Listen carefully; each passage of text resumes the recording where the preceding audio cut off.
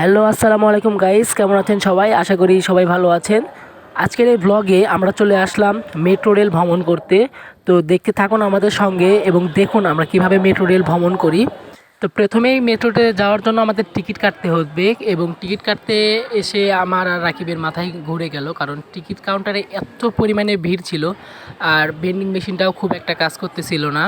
তো সে কারণে পর্যাপ্ত পরিমাণে ভিড় ছিল। আমরা প্রায় ৪৫ মিনিটের মতন লাইনে দাঁড়িয়ে থাকি এবং তারপরে টিকিটটি সংগ্রহ করতে পারি।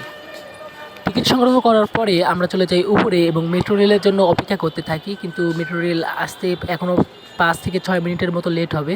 তাই আমরা টিকিট হাতে নিয়ে মেট্রোর জন্য অপেক্ষা করতেছিলাম। অনেক অপেক্ষা করে টিকিট পাওয়ার পরে এবং ট্রেনের জন্য দেরি করার পরে অবশেষে ট্রেনটি চলে আসে এবং আমি আর আমার বন্ধু রাকিব ট্রেনে উঠে পড়ি। ট্রেন থেকে বাইরের ভিউগুলো অনেক সুন্দর লাগতেছিল, বিল্ডিংগুলো অনেক কাছে থেকে দেখা যাচ্ছিল। তবে ট্রেনের মধ্যে পর্যাপ্ত পরিমাণে ভিড় ছিল, আপনারা ভিড়গুলো দেখলে বুঝতে পারবেন পর্যাপ্ত পরিমাণে ভিড় ছিল ট্রেনে।